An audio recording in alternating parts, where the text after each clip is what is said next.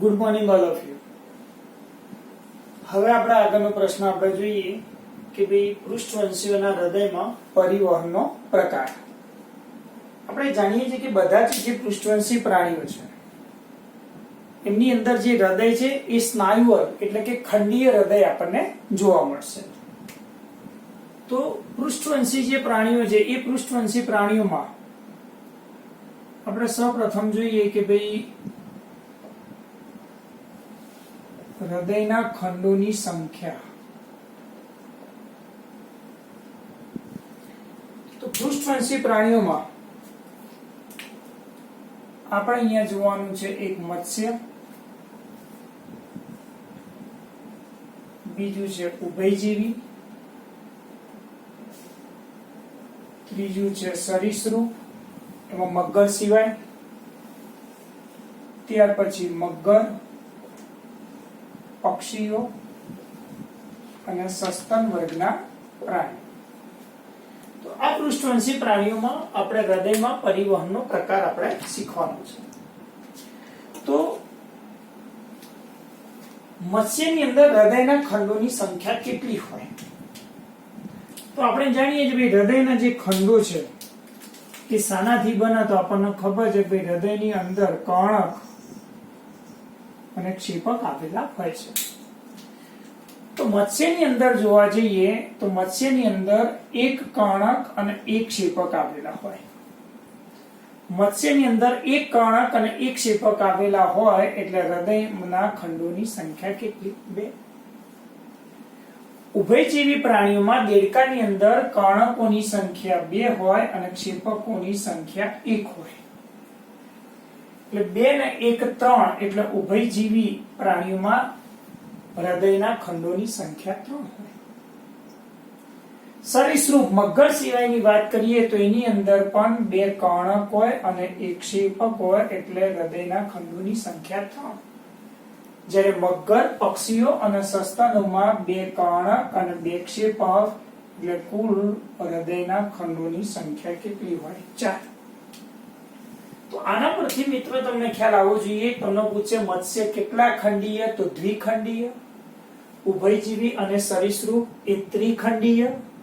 સરીસૃપમાં અપવાદરૂપ મગર, કારણ કે મગર એ સરીસૃપ વર્ગનું પ્રાણી છે. તો મગર, પક્ષીઓ અને સસ્તનમાં એ 4 ખંડો એટલે ચતુષ્ખંડીય હૃદય ધરાવતું આપણને જોવા મળશે. તો આવા પ્રાણીઓમાં પરિવહનનો પ્રકાર કયો? આપણે કીધું હૃદયમાં પરિવહનનો પ્રકાર. તો અહીંયા લખીએ આપણે પરિવહનનો પ્રકાર. તો પરિવહનનો પ્રકાર મત્સ્યની અંદર આપણે જોવા જઈએ તો મત્સ્યની અંદર એકલ પરિવહન જોવા મળશે.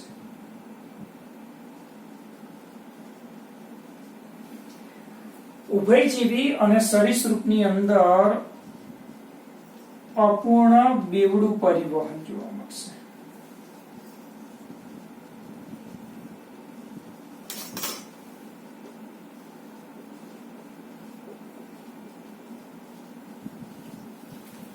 અને અહીંયા સંપૂર્ણ બેવડું પરિવહન. સંપૂર્ણ લખવાની જરૂર નથી, સંપૂર્ણ બેવડું પરિવહન. તો એક મિત્રો યાદ રાખજો ચાર્ટ. મત્સ્ય, ઉભયજીવી, સરીસૃપ, એમાં મગર અપવાદરૂપ. બરોબર? તો આ એક ચાર્ટ તમારે ખાસ તૈયાર કરવાનો. આ તમને આવડશે તો એના આધારિત તમને થિયરીઓ આવડશે. તો સૌથી પહેલા આપણે જોયું ભાઈ મત્સ્ય એકલ પરિવહન કેવી રીતે, તો આપણે દર્શાવી શકીએ ભાઈ મત્સ્યમાં રુધિરનું પરિવહન કેવી રીતે થતું આપણને જોવા મળશે. મત્સ્યની અંદર કેવી રીતે થતું હશે તો અહીંયા દર્શાવીએ કે ભાઈ મત્સ્યની અંદર, બરોબર આકૃતિ સમજો. તો આપણે દર્શાવ્યું આ હૃદય. હૃદયમાંથી ઓક્સિજન વિહીન રુધિર એ ઝાલરોને આપશે. ઓક્સિજન વિહીન એટલે કે CO2. ઝાલરો એ CO2 લઈને ઓક્સિજન યુક્ત રુધિર બનાવશે.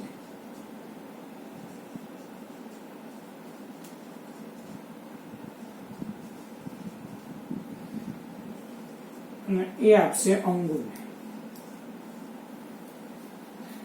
તો અંગો એ ઓક્સિજન લઈ લેશે અને જે અશુદ્ધ રુધિર છે એ અશુદ્ધ રુધિર એ હૃદય આપશે, CO2 યુક્ત રુધિર. તો ચાર્ટના આધારે તમને ખ્યાલ આવવો જોઈએ કે ભાઈ મત્સ્યની અંદર હૃદયમાંથી ઓક્સિજન વિહીન રુધિર કોને આપે? જાલરો.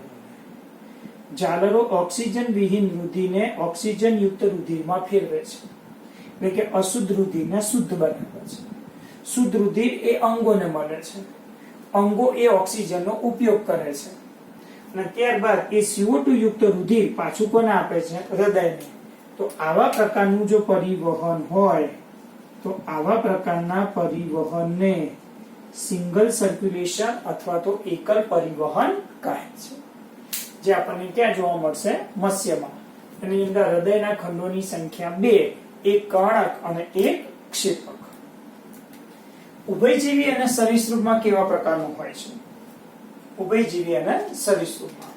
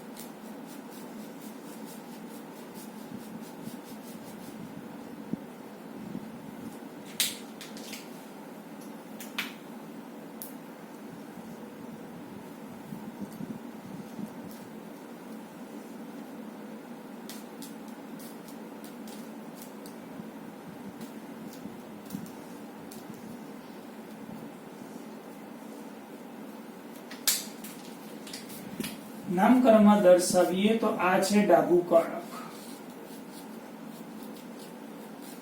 આ છે જમણું કર્ણક, આ છે અગ્રમાશિરા, 2 અગ્રમાશિરા, આ છે પશ્વમાશિરા, 2 અગ્રમાશિરા, 1 પશ્વમાશિરા, એટલે આ થઈ ગયું શિરાકોટર, આ થઈ ગયું ફેફસા. તો ઉભયજીવી અને સરીસૃપમાં કેવા પ્રકારનું પરિવહન હશે? તો આકૃતિમાં તમે જોઈ શકો છો કે જે ડાબું કર્ણક છે એ ડાબું કર્ણક એ હંમેશા રુધિર ક્યાંથી મેળવશે? તો જે ડાબું કર્ણક છે એ ડાબું કર્ણક જાલરોમાંથી, ત્વચામાંથી. તો અહીંયા લખીએ આપણે કે ભાઈ જે ડાબું કર્ણક છે, ડાબું કર્ણક એ ક્યાંથી રુધિર મેળવશે? તો લખીએ ડાબું કર્ણક એ જાલરો,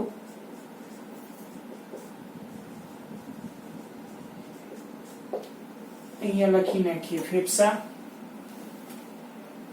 અને ત્રીજું આપણે લખી નાખીએ ત્વચા. તો જે જાલરો છે, જાલરો, ફેફસા અને ત્વચામાંથી ઓક્સિજન યુક્ત રુધિર કોણ મેળવશે? ડાબું કર્ણક. બરોબર. જાલરો, ફેફસા અને ત્વચામાંથી ઓક્સિજન યુક્ત રુધિર. તો અહીંયા ઓક્સિજન યુક્ત રુધિર આવશે O2. અને જમણું કર્ણક એ શરીરના વિવિધ અંગોમાંથી, અહીંયા CO2 યુક્ત રુધિર મેળવશે. તો ડાબા કર્ણકમાં શુદ્ધ રુધિર, જમણા કર્ણકમાં અશુદ્ધ રુધિર. તો બંને કર્ણકોમાંનું જે રુધિર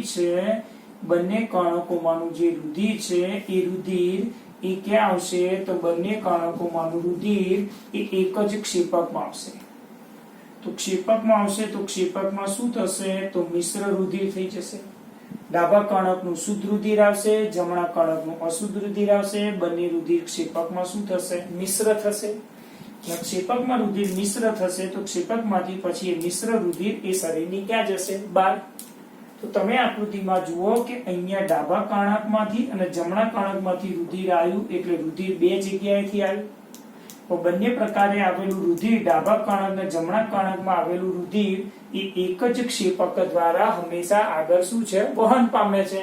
માટે આવા પ્રકારના પરિવહનને કહેવાય અપૂર્ણ બેવડું પરિવહન કહે છે.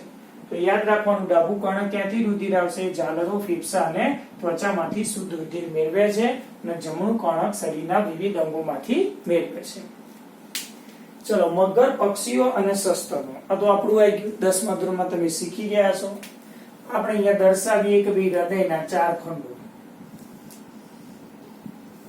અહીંયા આપણે દર્શાવીએ સિમ્પલ કે ભાઈ હૃદયના કેટલા ખંડો? 4 ખંડો આપણે દર્શાવીએ.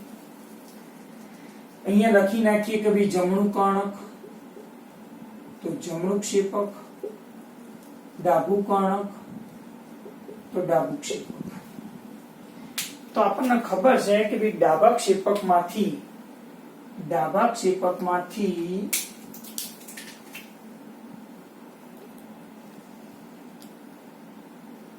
આપણને ખ્યાલ છે કે ભાઈ જે ડાબું ક્ષેપક છે તો ડાબા ક્ષેપકમાંથી એ શુદ્ધ રુધિર ક્યાં જશે? શરીરના વિવિધ અંગોમાં. ડાબા ક્ષેપકમાંથી શુદ્ધ રુધિર જશે શરીરના વિવિધ અંગોમાં. તો એ લખી નાખીએ ઓક્સિજન યુક્ત રુધિર. ઓક્સિજન યુક્ત રુધિર ક્યાં જશે? શરીરના વિવિધ અંગોમાં. અને શરીરના વિવિધ અંગોમાંથી અશુદ્ધ રુધિર એ જશે જમણા કર્ણકમાં. એ લખી નાખીએ CO2 યુક્ત રુધિર.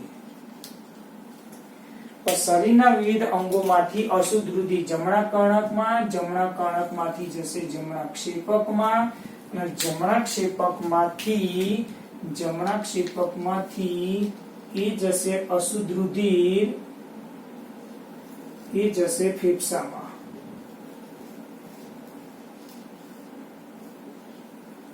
અહીંયા જશે CO2 યુક્ત રુધિર. ફેફસામાં રુધિર શુદ્ધ થશે અને શુદ્ધ થયેલું રુધિર જશે ડાબા કર્ણકમાં. તો આ થયું ઓક્સિજન યુક્ત રુધિર. ફરીથી સમજી લો કે શરીરના વિવિધ અંગોમાં કેવું રુધિર છે? અશુદ્ધ. શરીરના વિવિધ અંગોમાંથી અશુદ્ધ રુધિર જશે જમણા કર્ણકમાં, જમણા કર્ણકમાંથી જશે જમણા ક્ષેપકમાં, જમણા ક્ષેપકમાંથી અશુદ્ધ રુધિર જશે ફેફસામાં, ફેફસામાં રુધિર શુદ્ધ થશે અને ફેફસામાંથી શુદ્ધ રુધિર જશે ડાબા કર્ણકમાં, ડાબા કર્ણકમાંથી રુધિર જશે ડાબા ક્ષેપકમાં, ડાબા ક્ષેપકમાંથી શુદ્ધ રુધિર જશે અંગોમાં. તો આવા પ્રકારનું રુધિરનું જે પરિવહન છે એને આપણે કહીશું બેવડું પરિવહન. એટલે કે તમે આકૃતિમાં જો કે જમણી બાજુ જે રુધિર છે એ જમણી બાજુના ભાગમાં રુધિર અશુદ્ધ છે અને ડાબી બાજુના ભાગમાં હંમેશા શુદ્ધ રુધિર છે. તો શુદ્ધ અને અશુદ્ધ રુધિર બંનેના પરિપથ કેવા છે? અલગ છે. જ્યારે અહીંયા શુદ્ધ અને અશુદ્ધ રુધિર બંનેના પરિપથ અલગ નથી. એ એક જ ક્ષેપક દ્વારા વહન પામે છે, માટે ત્યાં રુધિર મિશ્ર થાય છે. અહીંયા જમણી બાજુના ભાગમાં રહેલું અશુદ્ધ રુધિર અને ડાબી બાજુના ભાગમાં રહેલું શુદ્ધ રુધિર બે અલગ અલગ પરિપથ દ્વારા વહન પામે છે, માટે આને આપણે કહેવાય બેવડું પરિવહન. તો આવા પ્રકારનું જે પરિવહન છે તો આને કહીશું દૈહિક પરિવહન. આ મોટું પરિવહન છે અને આને કહીશું ફુફ્ફુસ પરિવહન. તો આ એક દૈહિક પરિવહન છે અને આ એક ફુફ્ફુસ પરિવહન તરીકે આપણને જોવા મળશે. તો તમે વિચારો કે છેલ્લે રુધિર ક્યાં જશે? શરીરના વિવિધ અંગોમાં, એટલે કે દૈહિક અંગોમાં. દૈહિક અંગોમાં રુધિરને પહોંચાડવું હોય તો એ પહેલા હંમેશા હૃદયમાંથી 2 વખત રુધિર પસાર થતું જોવા મળશે. 2 વખત કેવી રીતે? તો તમે યાદ કરો કે અંગોમાંથી રુધિર ક્યાં ગયું? જમણા કર્ણકમાં, જમણા કર્ણકમાંથી જમણા ક્ષેપકમાં, જમણા ક્ષેપકમાંથી ક્યાં ગયું? ફેફસામાં. ચલો, કર્ણકમાં દાખલ થઈને ફેફસામાં ગયું તો બહાર ગયું એક વખત. ફેફસામાંથી રુધિર પાછું ક્યાં આવશે? ડાબા કર્ણકમાંથી ડાબા ક્ષેપકમાં, ડાબા ક્ષેપકમાંથી રુધિર પાછું ક્યાં જશે? તો શરીરના વિવિધ અંગોમાં. અંગોમાંથી રુધિર પસાર થાય તે પહેલા હૃદયમાંથી 2 વખત એને પસાર થવું પડે, માટે આને બેવડું પરિવહન તરીકે તેને હંમેશા દર્શાવવામાં આવે છે. તો આ હતું પૃષ્ઠવંશીઓના હૃદયમાં પરિવહનનો પ્રકાર, જેમાં મત્સ્યની અંદર એકલ પરિવહન, ઉભયજીવી સરીસૃપમાં અપૂર્ણ બેવડું પરિવહન, જે અપવાદરૂપ અહીંયા મગર છે તો મગર, પક્ષીઓ અને સસ્તનમાં બેવડું પરિવહન આપણને જોવા મળશે. બરોબર? તો આ એક ચાર્ટ દોરી દો કાં તેનો સ્ક્રીનશોટ તમે લઈ લો.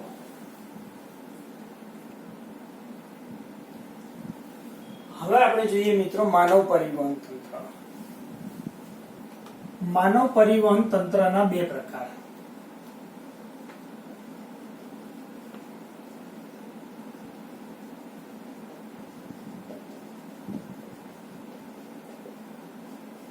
માનવ પરિવહન તંત્રના બે પ્રકાર છે. એક છે રુધિરાભિસરણ તંત્ર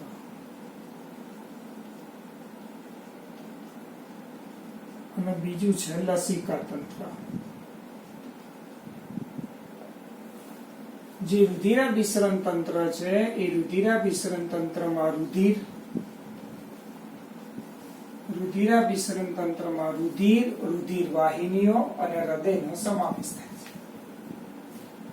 અને લસિકા તંત્રમાં લસિકા વાહિનીઓ અને લસિકા ગાંઠનો સમાવેશ થાય છે. તો સૌપ્રથમ આપણે જોઈએ રુધિરાભિસરણ તંત્રમાં. એમાં આપણે રુધિર વિશે અભ્યાસ કરી ગયા કહું. હવે આપણે જોવાનું છે રુધિર વાહિનીઓ. હવે એના વિશે આપણે જોઈએ.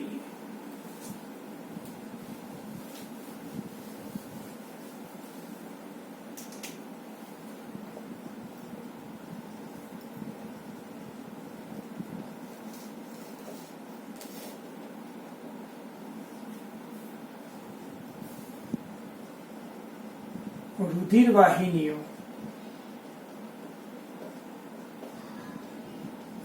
વાહિનીઓ એ ત્રણ પ્રકારની છે. રુધિર વાહિનીઓ એ ત્રણ પ્રકારની છે. એમાં સૌથી પહેલું છે ધમની, ત્યાર પછી બીજું છે કેશિકાઓ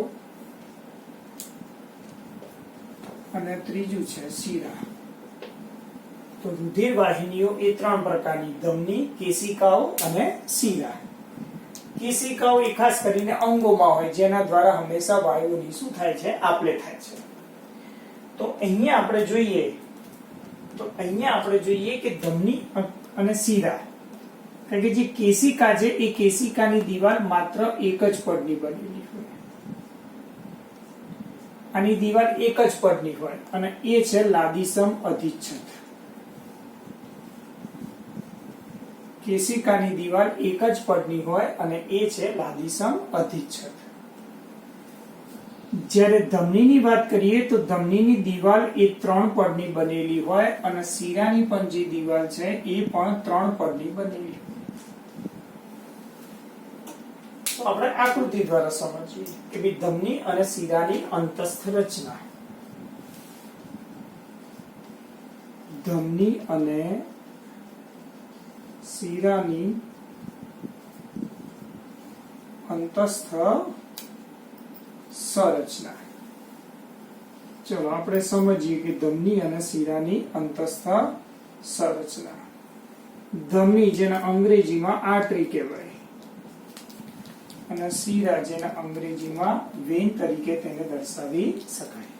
સમજીએ બરોબર કે ભાઈ ધમની અને શિરા જે બંને હોય, ધમની અને શિરા, માન લો કે ભાઈ બે પાઇપ આપણે લઈ લઈએ. કોઈ પણ પાણી છાંટવાની પાઇપ હોય તો બે પાઇપો આપણે લઈએ તો બંનેનો ડાયામીટર સરખો. પણ આપણે જાણીએ છીએ કે ભાઈ જે પાણી છાંટવાની પાઇપ છે, તમે પણ પ્રયોગ કર્યો છે, મેં પણ કર્યું, ભાઈ પાણી છાંટવાની પાઇપ છે ને આગળ આપણે અંગૂઠો દબાઈ દઈએ અડધો, તો શું થઈ જાય કે પાણીનું પ્રેશર હંમેશા શું થાય? વધી જાય. કારણ કે એનું પોલાણ કેવું થઈ જાય? સાંકડું થઈ જાય. તો યાદ રાખવાનું કે ધમની જે હોય તો ધમનીનું પોલાણ હંમેશા સાંકડું હોય. ધમનીનું પોલાણ હંમેશા સાંકડું હોય, જ્યારે શિરાનું પોલાણ હંમેશા પહોળું હોય. હંમેશા મિત્રો યાદ રાખજો, એમાં કઈ ગોખવાની જરૂર નથી. ધમનીનું પોલાણ સાંકડું હોય, જ્યારે શિરાનું પોલાણ હંમેશા પહોળું હોય. બીજું યાદ રાખો કે ભાઈ અહીંયા ધમની અને શિરાની જે અંતઃરચના છે એ કેટલા પડની બનેલી છે? ત્રણ. સૌથી બહારની બાજુ આવેલું જે આ પડ છે એને કહેવાય બાહ્ય આવરક અને અંગ્રેજીમાં કહેવાય ટ્યુનિકા એક્સટર્ના. આ સૌથી બહારનું આવરણ છે. સૌથી અંદરનું જે આવરણ છે, આ સૌથી અંદરનું આવરણ એને કહેવાય ટ્યુનિકા ઇન્ટર્ના, જેને ગુજરાતીમાં કહેવાય અંતઃ આવરક. આ સૌથી અંદરનું આવરણ છે. જ્યારે મધ્યમાં આવેલું જે આ આવરણ છે, મધ્યમાં આવેલું જે આ આવરણ છે એને કહેવાય મધ્ય આવરક. આટલો ભાગ છે આ છે મધ્ય આવરક. આટલો ભાગ એને કહેવાય ટ્યુનિકા મીડિયા. તો અહીંયા આકૃતિમાં તમે જો કે આના આધારિત કેટલાક પ્રશ્નો તમને પૂછી શકાય કે ભાઈ ધમની અને શીરા બંનેની દીવાલ 3 પડની બનેલી છે. સૌથી બહારનું આવરણ બાહ્ય આવરક, મધ્યમાં મધ્ય આવરક અને સૌથી અંદરનું આવરણ અંત આવરક. તો આ શાની બનેલી હોય કે ધમની અને શીરાની જે દીવાલ છે એ 3 પડની બનેલી છે.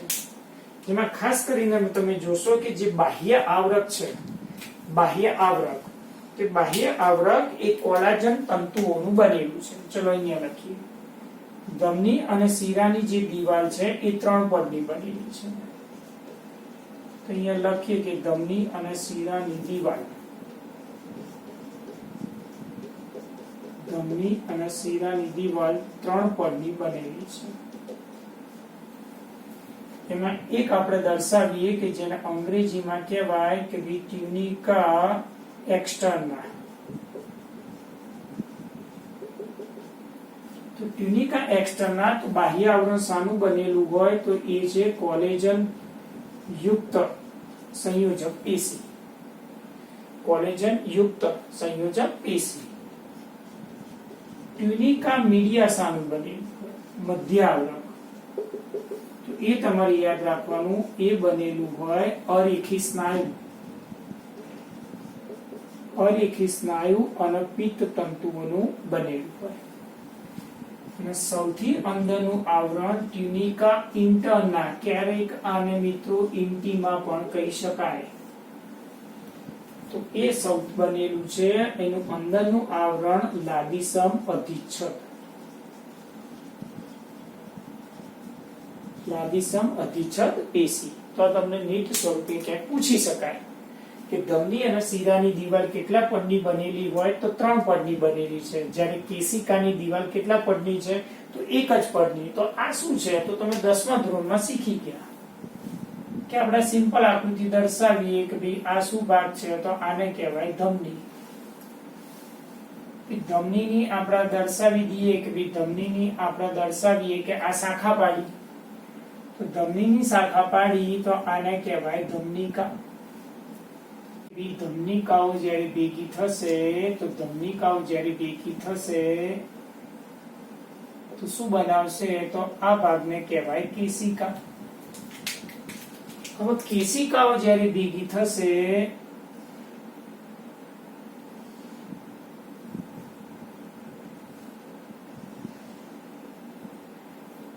ત્યારે આ ભાગને કહેવાય શિરિકા.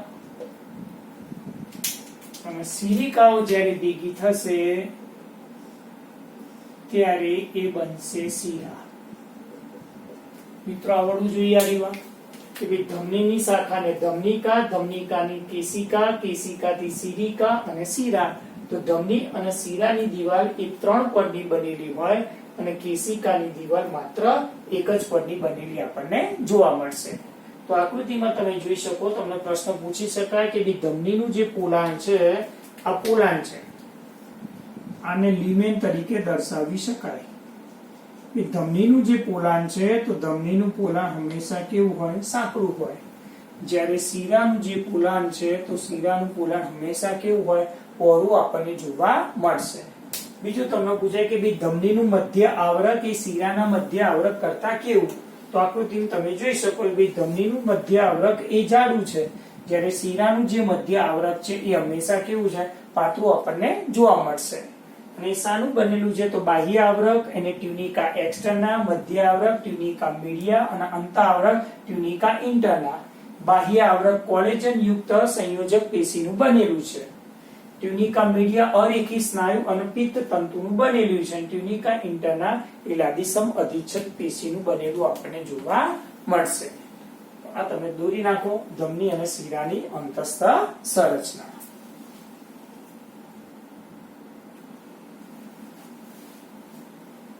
ધમની અને શીરાની આપણે અંતસ્થ સંરચના શીખી ગયા કે ધમની અને શીરા ખાસ કરીને બંનેની દીવાલ 3 પડની બનેલી છે. હવે વિદ્યાર્થી મિત્રો અહીંયા આપણે તફાવત જોઈએ ધમની અને શીરા વચ્ચેનો તફાવત, જે અગાઉ તમે 10મા ધોરણમાં પણ શીખી ગયા છો ઝડપથી, કે ભાઈ ધમની એટલે શું, કે ભાઈ હૃદયમાંથી રુધિર અંગો તરફ લઈ જાય એને આપણે શું કહીએ છીએ, ધમની.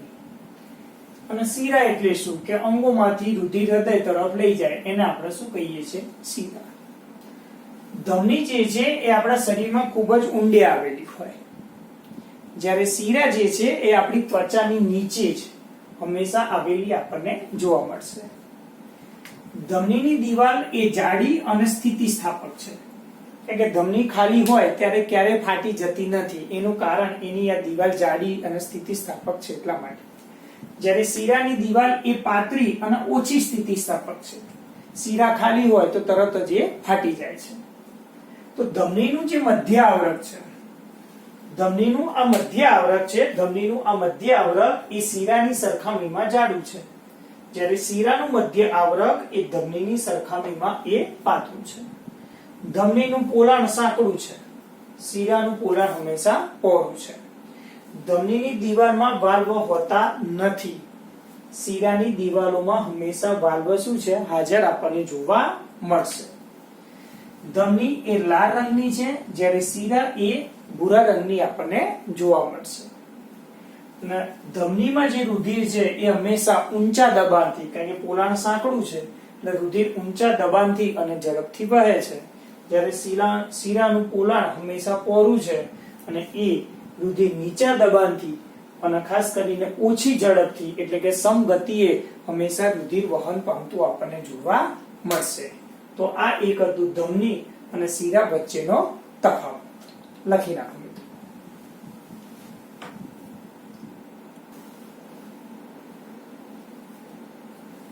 હવે મિત્રો આપણે આગળનો પ્રશ્ન જોઈએ. હૃદયની આંતરિક સંરચના, ઇન્ટરનલ સ્ટ્રક્ચર ઓફ હાર્ટ. તો અહીંયા હૃદયનો એક ઊભો છેદ આપણે દર્શાવેલો છે, હૃદયની આંતરિક સંરચના અથવા હૃદયનો ઊભો છેદ.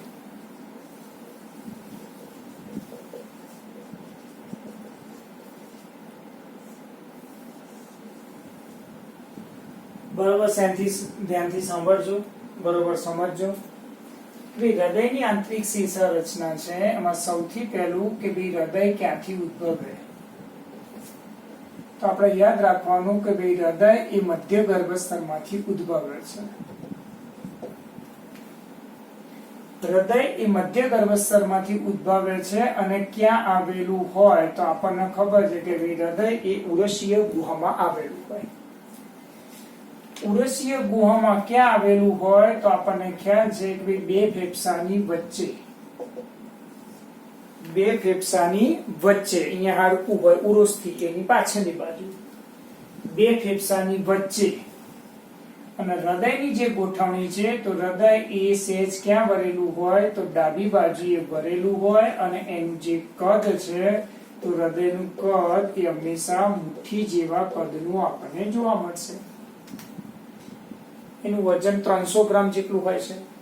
તો હૃદય એ મધ્ય ગર્ભસ્તરમાંથી ઉદ્ભવે છે, ઉરસીય ગુહામાં આવેલું છે, બે ફેફસાની વચ્ચે ડાબી બાજુએ આવેલું જોવા મળશે. એનું કદ એ મુઠ્ઠી જેવડા કદનું આપણને જોવા મળશે. તો આકૃતિમાં તમે જોઈ શકો છો કે હૃદયની ફરતે શું આવેલું હોય તો આપણને ખબર છે કે હૃદયની ફરતે એક આવરણ આવેલું હોય જે બેવડા કદનું બનેલું છે, જેને પરિહૃદ આવરણ કહેવાય. તો અહીંયા મિત્રો આપણે દર્શાવ્યું નથી, હવે આપણે દર્શાવીએ છીએ કે હૃદયની ફરતે આવેલું આવરણ. તો માન લો કે મિત્રો અહીંયા હું દર્શાવી દઉં, આકૃતિમાં બરોબર ધ્યાન રાખજો. અહીંયા માન લો કે મેં અહીંયા આપણે દર્શાવી દીધું. તો હૃદયની ફરતે આવેલું આવરણ, હૃદયની ફરતે આવેલું આવરણ જેને પરિહૃદ આવરણ કહેવાય. બે પરિહૃદ આવરણની વચ્ચે આવેલો અવકાશ જેને કહેવાય પરિહૃદ અવકાશ. બે આવરણની વચ્ચે આવેલી ખાલી જગ્યા એટલે પરિહૃદ આવરણ અવકાશ અને એની અંદર રહેલું પ્રવાહી, અને એની અંદર રહેલું પ્રવાહી જેને કહેવાય પરિહૃદ પ્રવાહી. પ્રવાહી શા માટે હશે? તો આ પરિરદ પ્રવાહી એ હૃદયને ભેજ પૂરો પાડે છે. પરિરદ પ્રવાહી હૃદયને ભેજ પૂરો પાડે છે અને ઘર્ષણ અને હૃદયને ઘર્ષણ સામે હંમેશા શું આપે છે? રક્ષણ આપે છે. તો હૃદય બેવડા પરનું બનેલું છે, જેને પરિરદ આવરણ કહેવાય. એની વચ્ચે રહેલા અવકાશને પરિરદ અવકાશ કહેવાય. એની અંદર આવેલું પ્રવાહીને પરિરદ પ્રવાહી કહેવાય, જે હૃદયને ભેજ પૂરો પાડે છે અને ઘર્ષણ સામે શું આપે છે? રક્ષણ આપે છે. ત્યાર પછી આપણે જોઈએ કે ભાઈ હૃદય એ કેટલા ખંડોનું બનેલું છે. તો આપણને ખબર છે કે ભાઈ હૃદય એ હંમેશા 4 ખંડોનું બનેલું છે. ચલો અહીંયા હું સરળ રીતે સમજાવું. ભાઈ હૃદય એ 4 ખંડોનું બનેલું આપણને જોવા મળશે.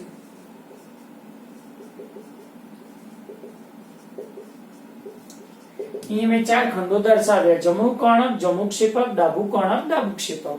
તો કુલ ખંડો કેટલા થાય? 4. તો તમે જોઈ શકો છો કે બંને કર્ણકો છે, તો જમણા અને ડાબા જે કર્ણક છે, તો જમણા અને ડાબા કર્ણકની વચ્ચે આવેલું જે આ પટલ છે, તો આને કહેવાય આંતરકર્ણક પટલ. એવી જ રીતે જોવા જઈએ તો જમણા ક્ષેપક અને ડાબા ક્ષેપકની વચ્ચે પણ પટલ આવેલું છે, તો આને કહેવાય આંતરક્ષેપક પટલ. બે કર્ણકોને જુદો પાડતો ભાગ એટલે આંતરકર્ણક પટલ, બે ક્ષેપકનો જુદો પાડતો ભાગ એટલે આંતરક્ષેપક પટલ. હવે કર્ણક અને ક્ષેપકને જુદો પાડતો ભાગ આ ભાગ છે, તો આને કહેવાય કર્ણક-ક્ષેપક પટલ. તો આને શું કહેવાય? કર્ણક-ક્ષેપક પટલ તરીકે તેને દર્શાવી શકાય. તો અહીંયા બે કર્ણકો વચ્ચે આંતરકર્ણક પટલ, બે ક્ષેપકો વચ્ચે આંતરક્ષેપક પટલ અને કર્ણક અને ક્ષેપકની વચ્ચે આવેલો ભાગ કયો? કર્ણક-ક્ષેપક પટલ હંમેશા આપણને જોવા મળશે. તો આ થયા એના ખંડો વિશેની વાત. તો ખંડો પછી હવે આપણે અહીંયા ભાઈ એના વાલ્વ કયા? તો વાલ્વ હંમેશા શું છે કે વહેતું જે રુધિર હોય એક માર્ગીય દિશામાં રુધિરનું શું કરે છે? પરિવહન કરે છે. રુધિરને પાછું આવતા અટકાવે, રુધિરના પરિવહનનું નિયંત્રણ કરે. તો વાલ્વ જોવા જઈએ તો હૃદયની અંદર બે પ્રકારના વાલ્વ આપણને જોવા મળશે. તો એક પ્રકારનો વાલ્વ છે એને કર્ણક-ક્ષેપક વાલ્વ તરીકે દર્શાવી શકાય અને બીજો વાલ્વ છે અર્ધચંદ્રાકાર વાલ્વ. કર્ણક-ક્ષેપક વાલ્વ જેને અંગ્રેજીમાં એન્ટ્રીયોવેન્ટ્રિક્યુલર એટલે શોર્ટમાં EV વાલ્વ કહેવાય. કર્ણક-ક્ષેપક વાલ્વ એ બે પ્રકારના આપણને જોવા મળશે. એકને કહેવાય જમણી બાજુનો કર્ણક-ક્ષેપક વાલ્વ અને બીજો હોય ડાબી બાજુનો કર્ણક-ક્ષેપક વાલ્વ. તો આકૃતિમાં તમે જોઈ શકો છો કે આ જમણું કર્ણક છે, આ જમણું ક્ષેપક છે, આ ડાબું કર્ણક છે અને આ ડાબું ક્ષેપક છે. તો જમણા કર્ણક અને જમણા ક્ષેપકની વચ્ચે આવેલો વાલ્વ, તો જમણા કર્ણક અને જમણા ક્ષેપકની વચ્ચે આવેલો વાલ્વ એને જમણો કર્ણક-ક્ષેપક વાલ્વ કહેવાય. એનું જ બીજું નામ કયું? ત્રિદલ વાલ્વ. તો આનો કહી શકાય કે જમણી બાજુનો કર્ણક-ક્ષેપક વાલ્વ. તો આ જમણી બાજુનો કર્ણક-ક્ષેપક વાલ્વ એ 3 પડદાનું બનેલું છે, માટે એને કહેવાય ત્રિદલ વાલ્વ. અને ડાબી બાજુના કર્ણક અને ક્ષેપકની વચ્ચે 2 પડદાનું બનેલો વાલ્વ છે, 2 પડદાનું બનેલું વાલ્વ, માટે આને દ્વિદલ અથવા તો એને મિત્રલ વાલ્વ તરીકે દર્શાવી શકાય. બહુ સિમ્પલ છે. જમણી ગુજરાતીમાં જમણી 3 અક્ષર એટલે ત્રિદલ, ડાબી એટલે 2 અક્ષર, તો માટે હંમેશા એ દ્વિદલ અથવા તો મિત્રલ વાલ્વ તરીકે દર્શાવી શકાય. તો વાલ્વ જોવા જઈએ તો પહેલો વાલ્વ મેં સમજાવ્યું, આ કર્ણક અને ક્ષેપક વચ્ચે વાલ્વ, આ કર્ણક અને ક્ષેપક, આ જમણી બાજુનો વાલ્વ, આ ડાબી બાજુનો વાલ્વ, આ 3 પડદાનો બનેલો એટલે ત્રિદલ વાલ્વ, આ 2 પડદાનો બનેલો માટે દ્વિદલ અથવા તો મિત્રલ વાલ્વ તરીકે તેને દર્શાવી શકાય. હવે મિત્રો આપણે બીજું જોઈએ કે અર્ધચંદ્રાકાર વાલ્વ ક્યાં છે? તો અહીંયા જોઈએ તો જે અર્ધચંદ્રાકાર વાલ્વ છે, તો અર્ધચંદ્રાકાર વાલ્વ 2 પ્રકારના. આકૃતિમાં સમજો કે ભાઈ આ જમણું ક્ષેપક છે. આપણને ખબર છે જમણા કર્ણકમાંથી રુધિર ક્યાં આવશે? જમણા ક્ષેપકમાં. અને જમણા ક્ષેપકમાં રુધિર આવશે તો જમણા ક્ષેપકમાંથી રુધિર આ દિશા તરફ જશે. કઈ તરફ? તો ફેફસા તરફ જાય. જમણા ક્ષેપકમાંથી રુધિર ક્યાં જશે? તો ફેફસા તરફ. તો અહીંયા લખી નાખીએ કે જમણું ક્ષેપક અને ખાસ કરીને ફેફસા, એટલે અહીંયા લખી નાખીએ ફુફુસ કાંડ. અહીંયા આપણે લખી નાખીએ કે ભાઈ જમણું ક્ષેપક અને ફુફુસ કાંડ. તો આ જમણું ક્ષેપક રહ્યું અને આ રહ્યું ફુફ્ફુસ કાંડ, તો એ બંનેની વચ્ચે વાલ છે, તો આ અર્ધચંદ્રાકાર વાલને શું કહેવાય? ફુફ્ફુસીય અર્ધચંદ્રાકાર વાલ. જે ફેફસામાં રુધિર, ફુફ્ફુસીય અર્ધચંદ્રાકાર વાલ. તો એવી રીતે અહીંયા જુઓ કે ભાઈ આ ડાબું ક્ષેપક છે, આપણને ખબર છે ફેફસા છે, ફેફસામાંથી રુધિર પછી ક્યાં આવશે? ફુફ્ફુસ શિરા દ્વારા ડાબા કર્ણકમાં આવશે. ડાબા કર્ણકમાંથી રુધિર ક્યાં આવશે? ડાબા ક્ષેપકમાં. અને ડાબા ક્ષેપકમાંથી રુધિર પછી આ અર્ધચંદ્રાકાર વાલ મારફતે ક્યાં જશે? રુધિર મહાધમનીમાં. તો અહીંયા લખી નાખીએ કે ભાઈ ડાબા ક્ષેપક, તો ડાબા ક્ષેપક અને ધમની કાંડ વચ્ચે ક્રોસમાં યાદ રાખવાનું આ રીતે આ દર્શાવી જમણું ક્ષેપક અને ફુફ્ફુસ કાંડ. તો આ બંને વચ્ચે આવેલો વાલ એટલે ફુફ્ફુસીય. આ ડાબું ક્ષેપક આ રીતે યાદ રાખવાનું, ડાબું ક્ષેપક અને મહાધમની કાંડ, તે બંને વચ્ચે આવેલો વાલ એટલે આ કયો? ધમનીય અર્ધચંદ્રાકાર વાલ કહે છે.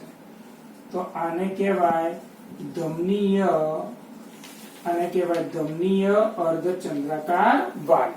તો અહીંયા વાલ તમે શીખી ગયા કે બે પ્રકારના વાલ, એક કર્ણકક્ષેપક વાલ અને એક અર્ધચંદ્રાકાર વાલ.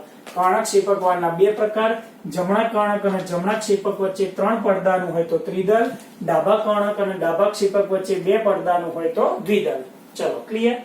અર્ધચંદ્રાકાર વાલ બે પ્રકારના, એમાં ક્ષેપકો યાદ રાખવાનું, જમણા ક્ષેપક અને ફુફ્ફુસ કાંડ વચ્ચે, જમણા ક્ષેપક અને ફુફ્ફુસ કાંડ વચ્ચે અર્ધચંદ્રાકાર વાલ હોય તો આગળ શું લખવાનું? ફેફસામાં રુધિર જાય એટલે ફુફ્ફુસીય. તો ડાબા ક્ષેપક અને મહાધમની કાંડ વચ્ચે અથવા મહાધમની વચ્ચે આવેલું વાલ, તો એ રુધિર ક્યાં જાય? શરીરના જુદા જુદા અંગોમાં લઈ જાય. કોણ લઈ જાય? ધમની. તો એને કહેવાય ધમનીય અર્ધચંદ્રાકાર વાલ કહે છે.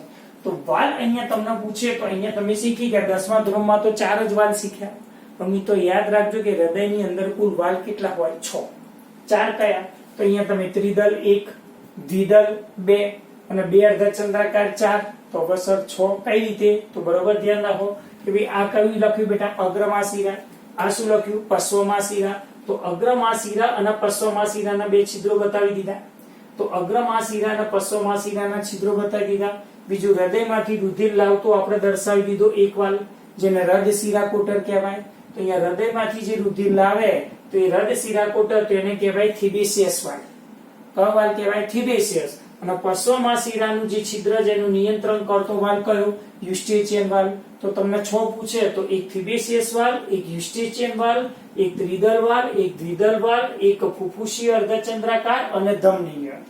હવે અહીંયા મેં એક એક્સ્ટ્રા વધારાનું લખ્યું છે, કેટલાક વૈજ્ઞાનિકો આને વાલ તરીકે સ્વીકારતા નથી. પછી કેટલીક બુકમાં લખ્યું છે કે અગ્રમાશિરાનું છિદ્ર કોના દ્વારા નિયંત્રિત હોય? તો હાવર્સિયન વાલ દ્વારા. કેટલીક બુકમાં ઉલ્લેખ કરેલો છે, કેટલીક બુકમાં ઉલ્લેખ કરેલો નથી. બરાબર. એટલે આને આપણે ન ગણતા તો 6 કયા થયા? યુસ્ટેચિયન વાલ જે પશ્વમાશિરાનું નિયંત્રણ કરે, હૃદયમાંથી રુધિર લાવતું થિબેસિયસ વાલ, 2 કર્ણકક્ષેપક વાલ અને 2 અર્ધચંદ્રાકાર વાલ. તો કુલ વાલની સંખ્યા કેટલી થઈ? નીટ પ્રમાણે પૂછે તો 6 આપણને જોવા મળશે. તો અહીંયા આપણે શીખી ગયા કે પરિહૃદ આવરણ શીખ્યા, ખંડો શીખ્યા અને વાલ આપણે શીખી ગયા. ત્યાર પછી આપણે જોઈએ કે જે હૃદય છે એ હૃદય સ્નાયુ પેશીનું બનેલું. મનુષ્યનું જે હૃદય છે એ હૃદય સ્નાયુ પેશીનું બનેલું છે. તો આપણું હૃદય હંમેશા જાતે ધબકે છે. તો આપણું જે હૃદય છે તો હૃદયની અંદર વિશિષ્ટ પ્રકારની પેશીનો સમૂહ આવેલો છે. હૃદયની અંદર વિશિષ્ટ પ્રકારની પેશીઓનો સમૂહ છે, જેને શું કહેવાય? ગાંઠ પેશી તરીકે દર્શાવી શકાય. હૃદય શાનું બનેલું છે? તો બધી પેશીનું બનેલું છે. અધિચ્છદકો, સંયોજકો, સ્નાયુકો કે ચેતાપેશીકો, 4 પેશીનું બનેલું છે. તો અહીંયા જે ગાંઠ પેશી છે એ ગાંઠ પેશી મુખ્ય 2 પ્રકારની છે. એક પ્રકારની પેશી છે જેને કહેવાય એસે ગાંઠ અને બીજું આપણે દર્શાવી દઈએ એવી ગાંઠ. બરોબર સમજો. એસે ગાંઠ ક્યાં છે? તો આ મેં દર્શાવી મિત્ર એસે ગાંઠ અને આ દર્શાવી બેટા એવી ગાંઠ. તો બંનેનું સ્થાન તમે જુઓ ક્યાં છે? જમણા કર્ણકમાં. ચલો એ પહેલાનું પૂર્ણ નામ કહી દઈએ. એસે ગાંઠ એટલે શું? તો આનું પૂર્ણ નામ લખી દઈએ સાયનોએટ્રિયલ નોડ. નોડ એટલે ગાંઠ. સાયનોએટ્રિયલ નોડ આને એસએન કહેવાય. આનું પૂર્ણ નામ લખી દઈએ બેટા. તો આનું પૂર્ણ નામ થાય એટ્રિયોવેન્ટ્રિક્યુલર નોડ એટલે ગાંઠ. તો એટ્રિયોવેન્ટ્રિક્યુલર નોડ. તો શોર્ટમાં એને એસએન અને એવીએન પણ કહી શકાય. તો બંનેનું સ્થાન ક્યાં છે? તો બંનેનું સ્થાન આપણે લખીએ કે ભાઈ આ ક્યાં છે? તો જમણા કર્ણકની ઉપરની બાજુએ, જમણા કર્ણકની ઉપરની બાજુએ જમણા ખૂણામાં. અહીંયા લખી નાખીએ કે આ ક્યાં છે? તો જમણા કર્ણકની નીચેની બાજુએ, જમણા કર્ણકની નીચેની બાજુએ ડાબા ખૂણામાં, અને બીજું લખી નાખીએ કર્ણક ક્ષેપક પટલની નજીક. ચાલો સમજો. આકૃતિ જુઓ કે ભાઈ આ એસે ગાંઠ છે, તે જમણા કર્ણકમાં તો કઈ બાજુ? જમણી બાજુ. આ એવી ગાંઠ છે તો જમણા કર્ણકમાં ક્યાં? આ ઉપર, તો આ ક્યાં? નીચે. આ જમણી બાજુ, તો આ કઈ? ડાબી બાજુ. ચલો આવી ગયું. અને બીજું એક શબ્દ લખ્યો કર્ણક ક્ષેપક પટલ. તો આ બંને કર્ણકો છે, તો બંને કર્ણકોની વચ્ચે આવેલું આ પટલ મેં લખ્યું, તો આને કહેવાય કર્ણક ક્ષેપક પટલ. આંતર કર્ણક ક્ષેપક પટલ દર્શાવી શકાય. એની નજીક હંમેશા વાલ આવેલો આપણને જોવા મળશે. તો આ એસે ગાંઠ એ શું કાર્ય કરે? તે એસે ગાંઠ એ હૃદય ધબકવાનો પ્રારંભ કરે. આપણું જે હૃદય છે એ સ્વયં ઉત્તેજનાશીલ છે, હૃદય ધબકવાનો પ્રારંભ કરે. આપણું હૃદય છે એ સ્વયં એ ઉત્તેજનાશીલ છે, એની જાતે જ હંમેશા ધબકે. કારણ કે એની અંદર ગાંઠ પેશી છે. ગાંઠ પેશી બે ગુણધર્મ ધરાવે. ગાંઠ પેશી બે ગુણધર્મ ધરાવે. એ સ્નાયુ તરીકે પણ કાર્ય કરે અને ચેતા તરીકે પણ કાર્ય કરતું આપણને જોવા મળશે. એટલે હૃદય હંમેશા પોતાની જાતે હંમેશા ધબકે છે, બરાબર. એ સ્નાયુ અને ચેતા બંને તરીકે કાર્ય કરે છે. તો સૌપ્રથમ હૃદય ધબકવાનો પ્રારંભ કોણ કરશે? એસે ગાંઠ. જ્યારે સક્રિય કલાવી સ્થિતિમાન સર્જાશે, જ્યારે ઉર્મી વેગનું વહન, જેને તમે 10માં કહેતા હતા, જ્યારે સક્રિય કલાવી સ્થિતિમાન સર્જાય, સક્રિય કલાવી સ્થિતિમાન એસે ગાંઠમાં સક્રિય બાહ્ય ઉત્તેજના વગર જ, બહારથી કોઈ ઉત્તેજના નથી આપવાની, સક્રિય કલાવી સ્થિતિમાન જ્યારે સર્જાય, તો સક્રિય કલાવી સ્થિતિમાન સર્જાશે તો શું ઉત્પન્ન થશે? તો ઉર્મી વેગનું હંમેશા શું થશે? નિર્માણ થશે. તો એ એસે ગાંઠના કારણે પ્રતિ મિનિટ હૃદયના ધબકારા કેટલા જોવા મળશે? 70 થી 75 પ્રતિ મિનિટ હૃદયના ધબકારા જોવા મળશે. આમ સરેરાશ આપણે 72 લખીએ છીએ. તો આ એસે ગાંઠ એ હૃદય ધબકવાનો પ્રારંભ કરે છે, માટે એને કુદરતી પેસમેકર તરીકે દર્શાવી શકાય. માટે એને કહેવાય કુદરતી પેસમેકર, અથવા નીટમાં કહેવું હોય તો હૃદયનું હૃદય.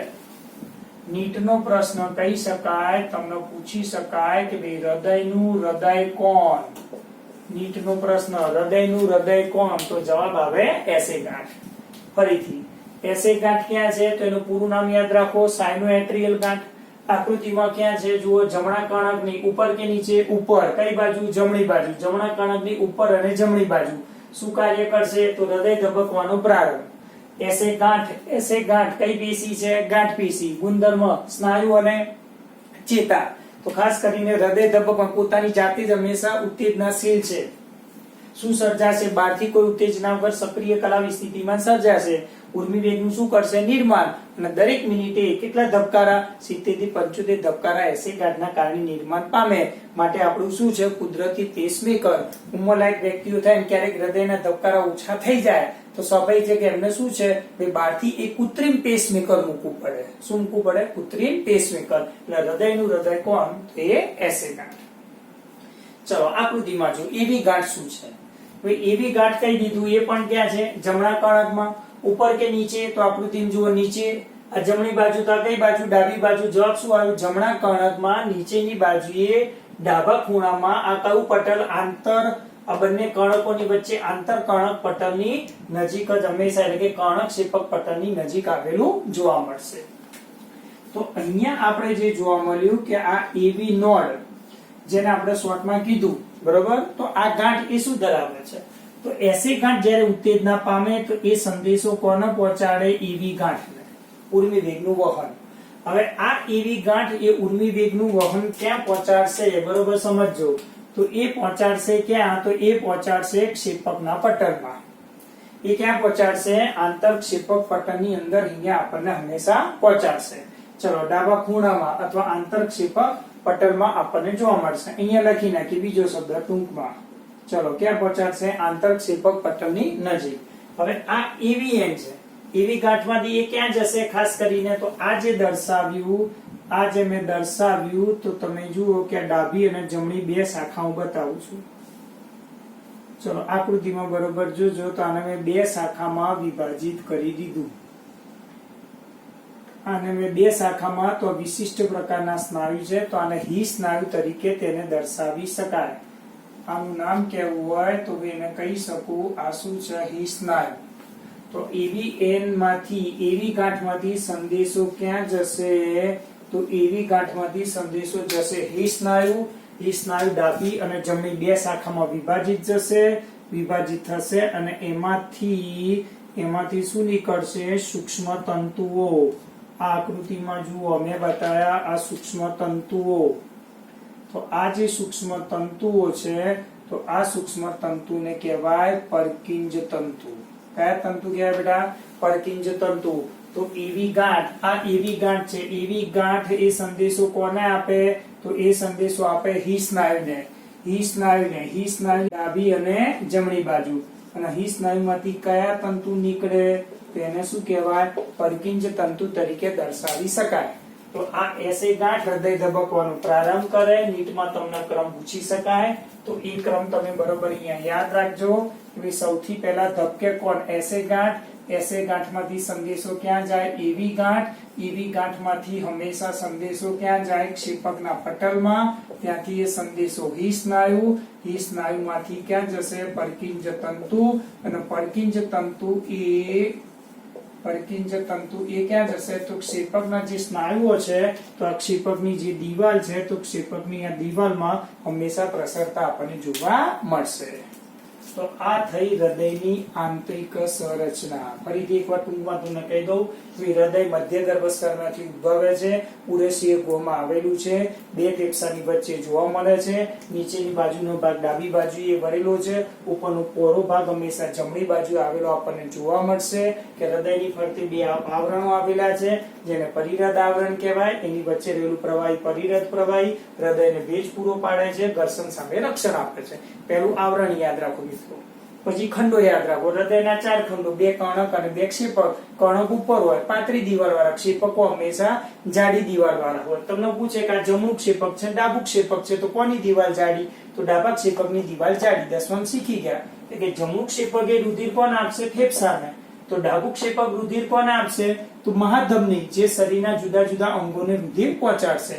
તો ડાબા ક્ષેપકની દિવાલ એ જમણા ક્ષેપકની દિવાલ કરતા હંમેશા કેવી હોય? જાડી. અને જમણા ક્ષેપક કરતા મોટું કોણ હોય? તો હંમેશા જમણું કર્ણક એ જમણા ક્ષેપક કરતા હંમેશા મોટું આપણને જોવા મળશે. યાદ રાખજો. ચલો આપણે ખંડો પણ થઈ ગયા. વાલની વાત કરીએ તો શીખી ગયા 2 વાલ. કર્ણક ક્ષેપક વાલ. કર્ણક ક્ષેપક વાલના 2 પ્રકાર, ત્રિદલ અને દ્વિદલ. અને અર્ધચંદ્રાકાર વાલ 2 પ્રકાર, એક ફુફુસીય અર્ધચંદ્રાકાર અને બીજો ધમનીય. એટલે વાલ કેટલા થયા? 4. પણ હવે નીટ પ્રમાણે જોવા જઈએ તો બીજા 2 વાલ. એક કયો? યુસ્ટેચિયન વાલ. એ ક્યાં છે? પશ્ચમાં શિરાનું છિદ્ર જ્યાં ખુલે એનું નિયંત્રણ કરે યુસ્ટેચિયન વાલ.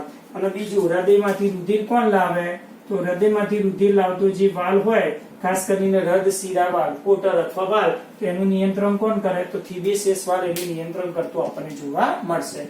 અને વિશિષ્ટ પ્રકારની પેશી 2. તો ગાંઠ પેશીના 2 પ્રકાર, એસે ગાંઠ અને એવી ગાંઠ. આને ખાસ કરીને આપણે શું કહેવાય? તો આને કુદરતી પેસમેકર કહેવાય. નીટમાં યાદ રાખજો, પેસમેકર. અને આને કહેવાય પેસ સેટર. આ કુદરતી શું છે? પેસમેકર છે. અને પેલું શું છે? એ પેસ સેટર તરીકે તેને દર્શાવી શકાય. તો એસે ગાંઠમાંથી ઉત્તેજના એવી ગાંઠમાં જાય, એવી ગાંઠમાંથી ક્ષેપકના પટલમાં જાય, ત્યાંથી હિ સ્નાયુ. હિ સ્નાયુની હંમેશા 2 શાખા, ડાબી અને જમણી બાજુ. અને એમાંથી નીકળતા તંતુ પર્કિન્સ તંતુ. અને પર્કિન્સ તંતુ ક્યાં છે? તો ક્ષેપકની દિવાલમાં હંમેશા એ સ્નાયુમાં પ્રસરતા આપણને જોવા મળશે. તો આ થઈ હૃદયની આંતરિક સંરચના.